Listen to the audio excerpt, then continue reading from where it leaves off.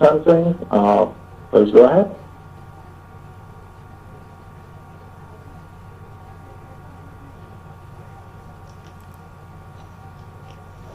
Davis, install capacity of the system, like you have number in your. No, really what I did was I took some PVs that we used in a previous example.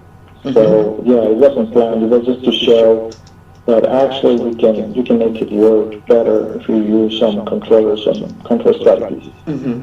Okay. Yeah, it wasn't really, I mean, it wasn't something planned. Actually, each PV installation was like 1500 kVA. Okay, perfect. Perfect.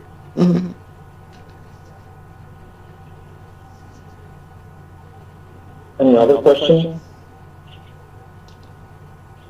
I wonder. Okay.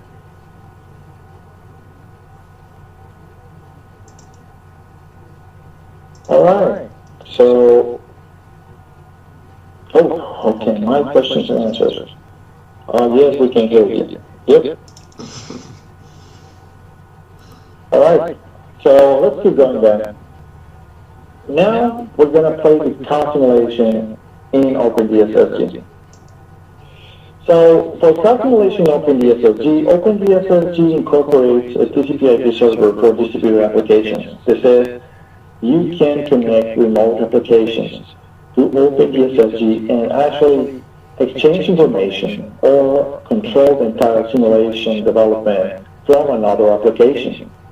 You may say, well, yeah, it sounds similar to what you can do with the COM interface or the direct DLL. However, there's something very different here. In the case of COM interface or the direct DLL, you need to have both applications in the same computer. In this case, we're telling you the hosting application is OpenDSS, so the other application can be in another computer, even in another part of the world, just connected through an internet connection. Of course, establishing a VPN, etc., that's possible.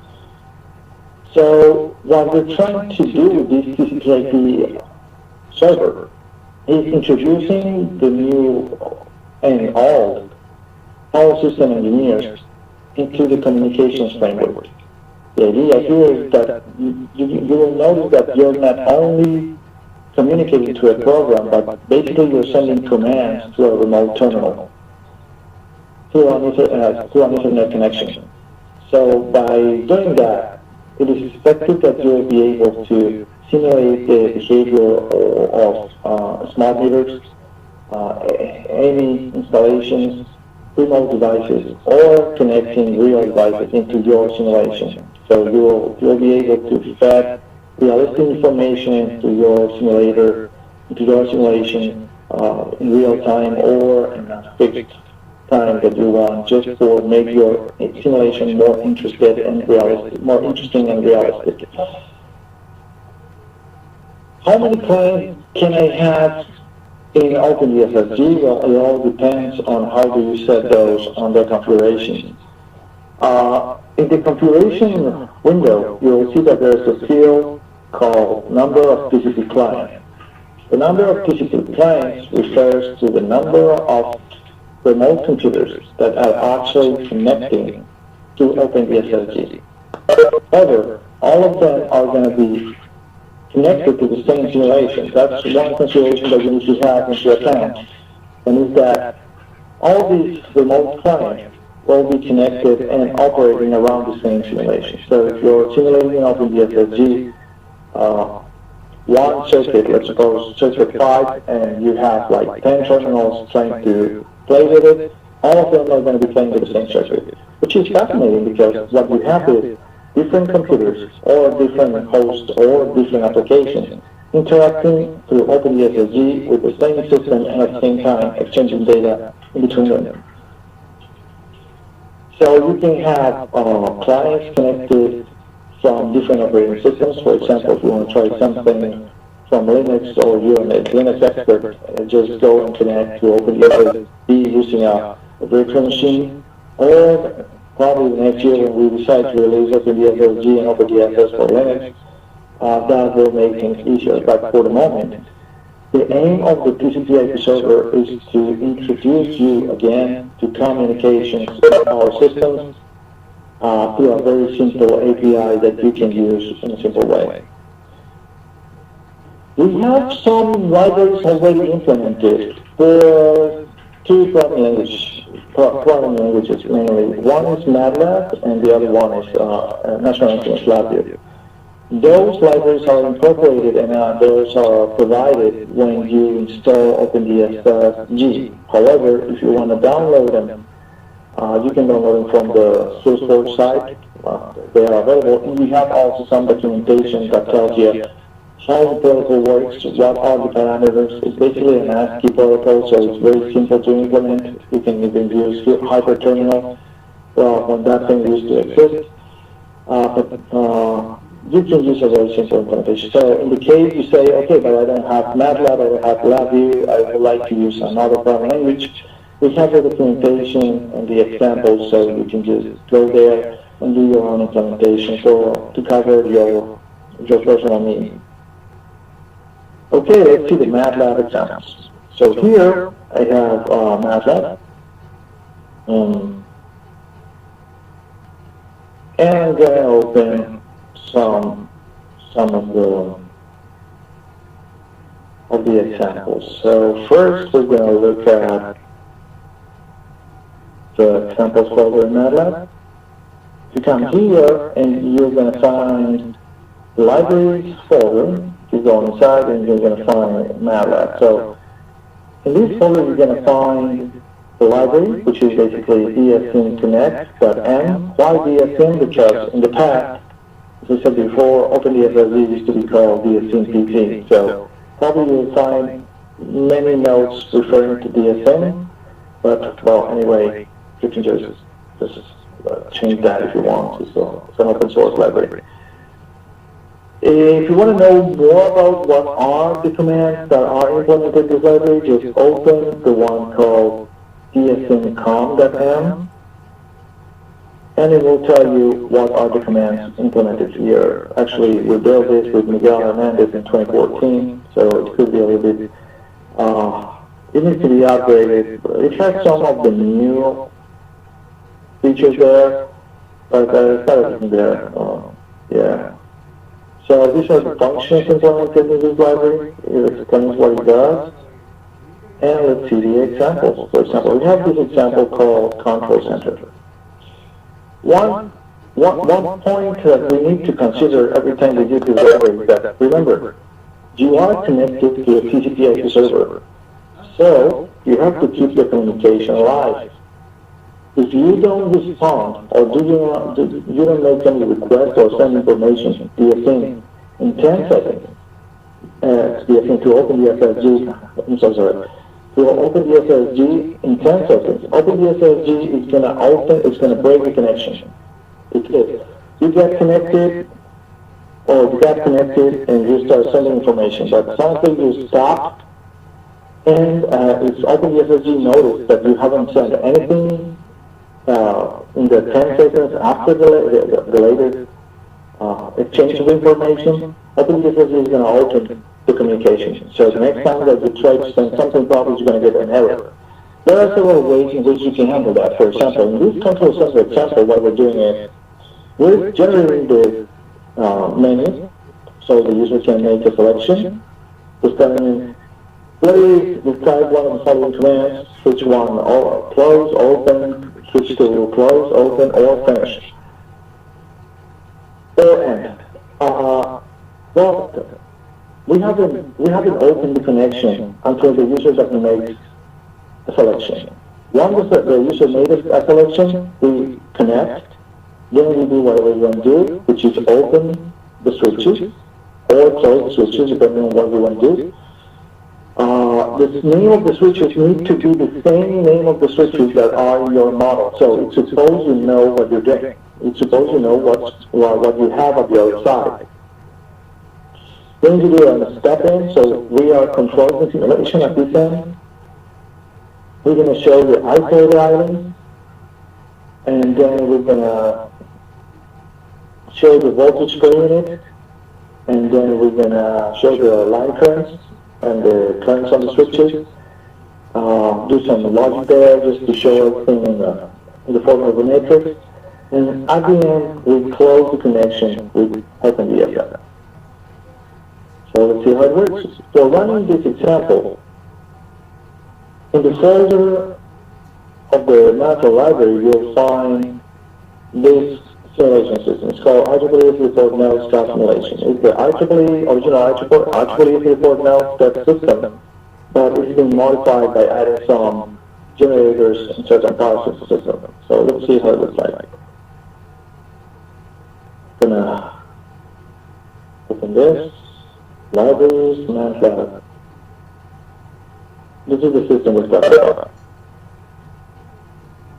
So this is what we have here. And now, let's see what we have. We have system level, these places, and we have generators in these locations, which are connected or disconnected using switch 1 and switch 2. Right? We can open and close those switches manually or using the tools that we are providing here, but in this case we're going to control everything remotely. So now, I'm going to configure my simulation. I'm going to put my simulation setting in timeout. Let's go every hour, doesn't matter, and that's it. So initially, those switches are closed. So the system is connected to the generators. Okay, so let's see what's going to happen. So I'm going to run this script and it's asking me, please type 1 of the following commands. Switch 1, close, 0. Let's see what happens when we open switch 1, 0. There you go. So, well, let's look at that. It's going to bring the max voltages, the minimum voltages, which are basically the currents on the lines, voltages everywhere. So, service time, doing service time, and switch 1 is open here. So, now let's see what happens if I close it. So, switch 1, close. Happens. And it is closed. So we can open and close everything at all times. Let's try with switch 2. So switch 2, 0. Go for it. It's open, and we have the results for when it's open. Actually, we should be able to see it. Here, if I move my window.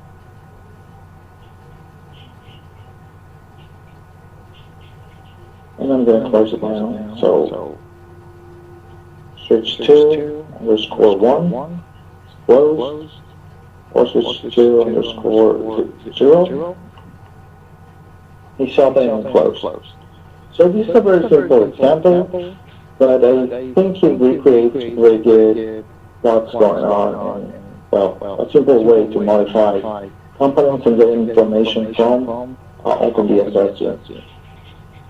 Also, we have some other operations playing with some other cases, playing with transforms with regulators and that kind of stuff. So let's see here, what are the regulators I have here? We have no regulators here, so probably this case applies to another case. Regulators. Okay, good. So, yeah, there are several cases in this folder. You'll find case 1, case, 1, 2, 3, 4, 5, control center, in which you can, just go for it and keep playing with them, just open them. We have several comments. Some of them have everything commented in Spanish. Anyways, it's not very complicated. It's not very complex, so you can just translate it using any translator. It will be very simple. Now let's use our other example. Let's open Latvia. Let's use the Latvia examples.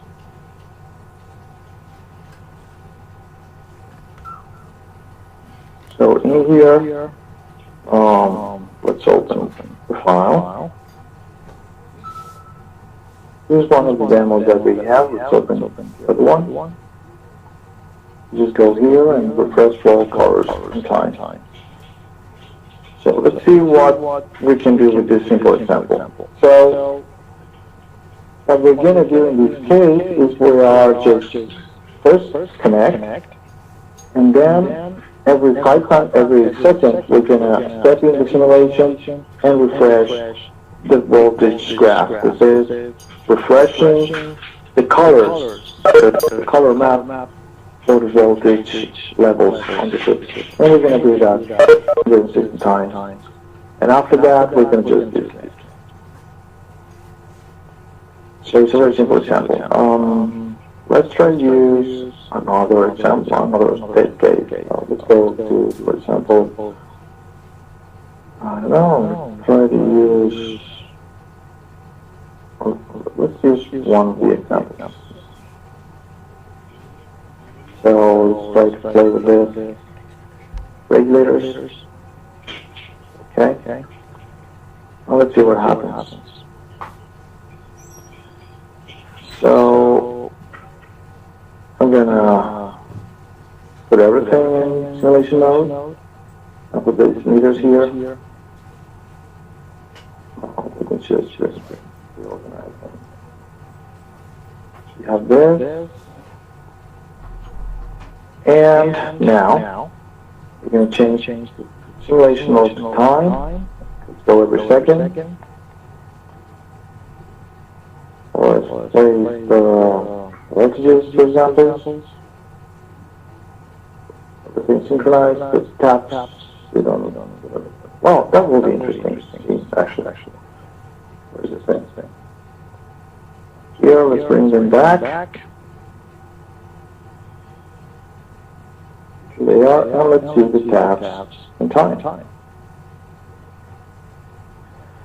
And we're gonna execute everything from here. So now we're running. Well, in this case, we're having some trouble with the colors because of the changes I mentioned before. This week we've been playing on make the graphics more efficient, but right now we're making a mess with it. So yeah, let's say this map is going somewhere else. So right now we're running this simulation. Actually, you know what? Let me stop this thing and let's just remove that simulation. This part of the simulation. Let's do it every second. And let's see on the monitors. So to clear this, I'm going to do a small. So everything looks fine now. And let's go for it again. Now let me just remove those graphs. And let's see what happens. So simulation goes, we can see the taps changing. Just go to here.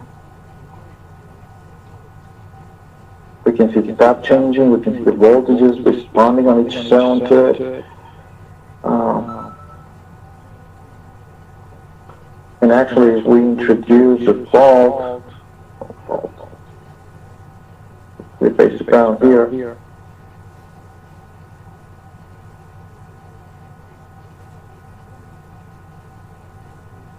We'll see that the protections have responded.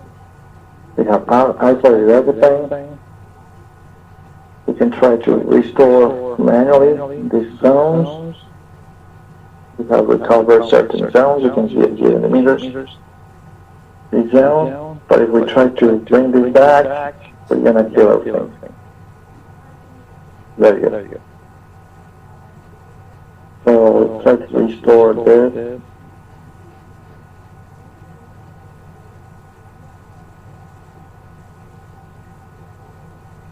Yeah. All right. It's going to happen during 6 minutes, so we'll get to this. All right, now, so let's stop this one, and let's open another example. with the Flizzle case, but in this case, the Flizzle algorithm is going to be implemented in here, in LabVIEW. So you will see the whole code. It's a very simple application, state of the system every second. And we'll refresh the ball graph other minute. Let me try to do isolation.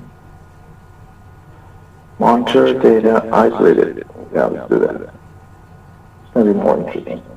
I hope it worked well. So this case is the same case we commented last time for Flizzle case. So we have basically PVs, we have generators, and we have, well, generators now, we have feedback connections, and we have, well, the loads. So you have the loads, we have feedback connections to these points, and we have PID systems installed in these locations. We're going to remember this. Let's see how the colors show up in this app. So here we're going to, again, go in time mode. 1 second. Meters, I'm going to hide them. Basically, want to see everything graphically with a heat map, but I don't know if it's going to work well with this thing I have here. So it's running. Yeah, the heat map's not working very well.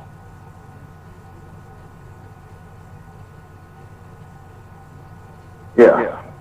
So if I introduce a fault, the system is going to try to reconfigure automatically. So for example, in that area, it's going to open.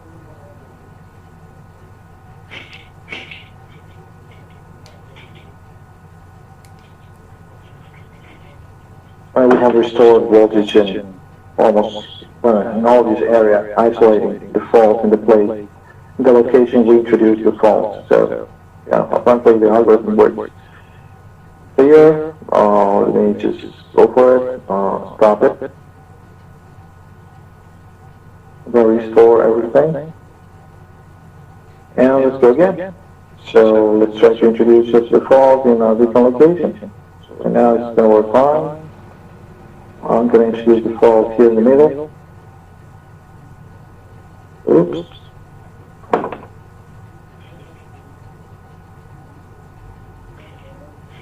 Okay. Yeah, looks like we still have a fault over here. Bring it back. Now let me stop this. So we have no faults. And okay, let's start over.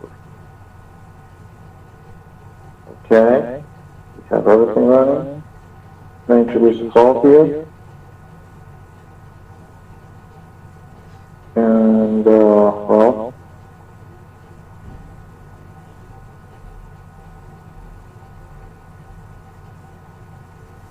it's not working. Again, let me introduce that fault.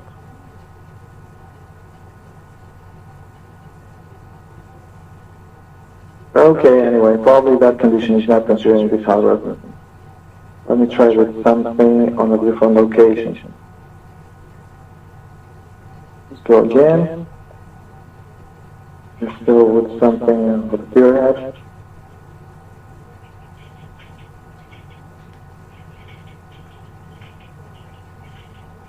So yes, it has opened the problem.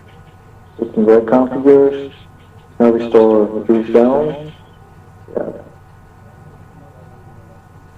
Okay, we have to close this area and open this area, and now we can restore that.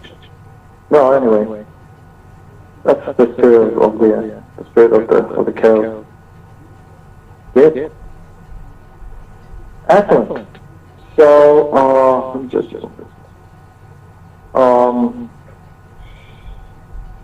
So these examples basically showed how you can develop almost every application that you want connecting to OpenDSS just by using a TCP/IP interface. You have the examples. You have examples that are very easy to understand in MATLAB and LabVIEW. You have the documentation, so you can develop your own drivers. All right, I'm going to do a stop here, and let's make a question and answers round here. So if you guys have a question, please let me know.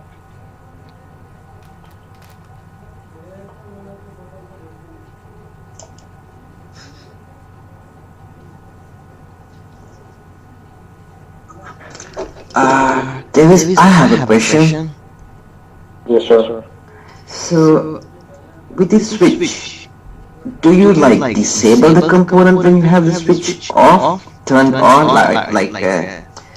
turned off, Yeah, or you are disconnecting the device basically. or you're putting it to a fictitious bus, or you're just disabling it like in normal OpenDSS we have disable, right? No, we're opening and close. It's like when in opening DSS you use the open close line. Actually, Okay. those switches are aligned. Yeah. So what we're doing is opening and close that line. Now, if that line has a control link to it, like a recloser, like a switch, like a fuse, those have one property called action. The action should be open or closed. So what the algorithm does internally is it looks for, if you want to open a switch, which is basically a line with the property switch equal yes, it will look if that line has a control link to it. If it doesn't, it will open that line using the open close command. But if it has, it actually does have a controller link to it, like the closer, fuse, switch, or relay, we will use the action equal open or close. Okay. So for The one configuration used, go ahead, sorry.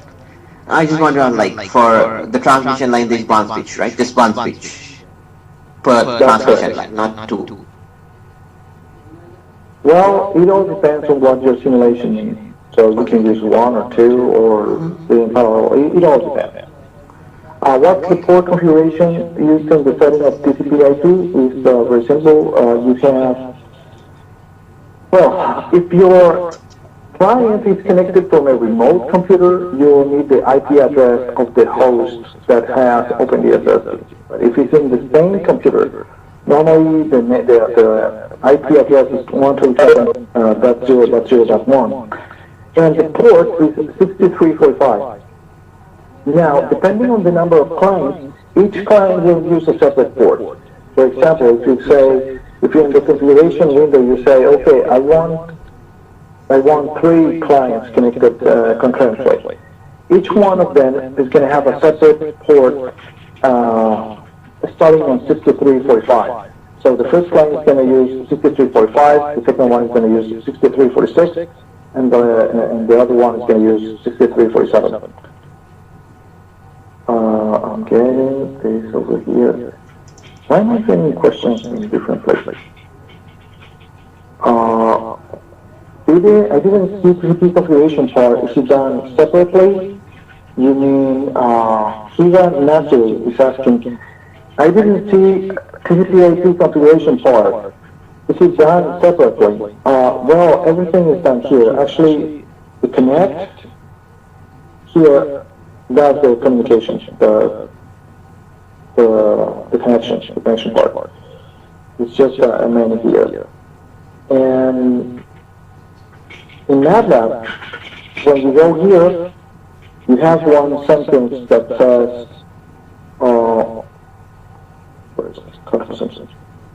So here it is. DSM underscore connect. That function is the one that makes the connection. And here is the one that does DSM underscore close is the one that does this connection.